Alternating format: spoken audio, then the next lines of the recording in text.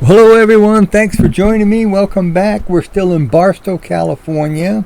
Today we're going to look at some old trains, the Harvey House and the NASA Museum. You know, everything in Barstow is about trains and trucks, and you've seen a bunch of the trains already. Today we're going to look at some of the old trains. And here we're at the classification yards where they split and move the stuff around from train to train. And yes, they have a tower just like airports. And let's take a look at some old trains. You know, the early trains, we had trains long before we had cars. Oh, look at that cool motorcycle. Trains long before we had cars, and they were wood and steam and coal, and then finally we ended up with diesel. Look at the fuel tank on that thing. Must be 1,000 gallons of fuel carrying that thing. Some really old cars here. In a minute you're actually going to see a passenger car. You can compare that with today's Amtrak. This is a tug actually used to move trains around or cars around from track to track. There's the old passenger car. A lot different from today's beautiful, nice, luxurious Amtrak trains.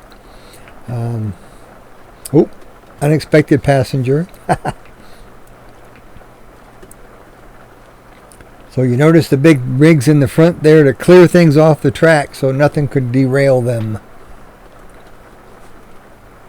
Look at that fuel tank. Easily 1,000 gallons of diesel in there.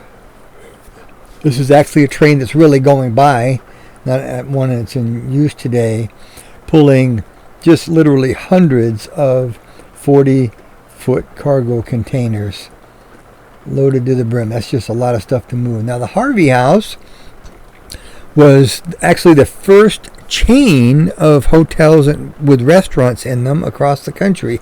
And they were located, they kind of followed the train tracks, and one in Barstow. And they were super luxurious and had multiple hotels and 50 to 100 hotel rooms inside. And you see these copper chandeliers. These were handmade copper chandeliers. And at one point in time, the Harvey House actually closed, and these were all stolen. Whoever stole them could not sell them for whatever reason.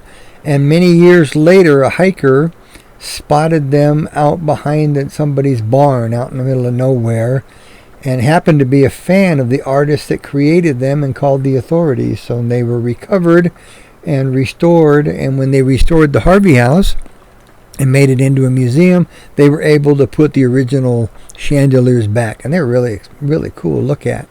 Upstairs is the NASA Telemetry Center, where they did both the radar and the radio communications with both the moon probes and stuff, and the ships that went to the moon, and then later the ones that went to Mars and even to Venus. So this is an amazing museum that's upstairs, and a lot of posters and educational materials and a lot of interactive stuff, and you'll see in a little bit. So feel free, stop the video, and as much as you can, read the posters and learn some of this stuff. I got to sit there and go through and read all the posters.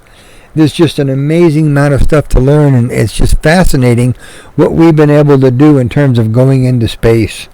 It blows my mind, the technology involved in what we can do, what man's been able to do.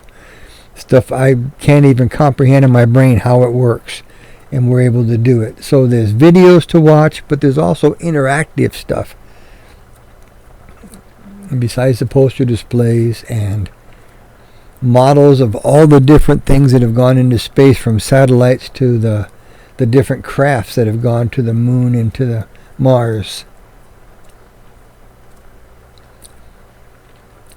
And for the kids, I've sent a whole packet of stuff from this museum. Go through all the literature and the stickers and all that stuff and read some more. That was me when I went to go out in space. And that was a fun trip. Here's a space shuttle. They actually piggybacked that on the top of a giant jet to go out and move it from place to place.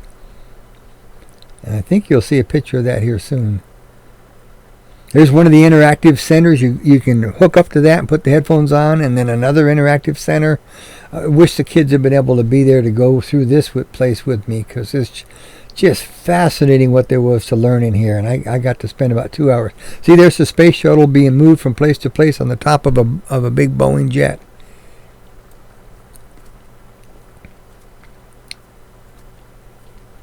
And all the different Apollo missions that went up. And no, we didn't fake the moon landing, as conspiracy theorists think.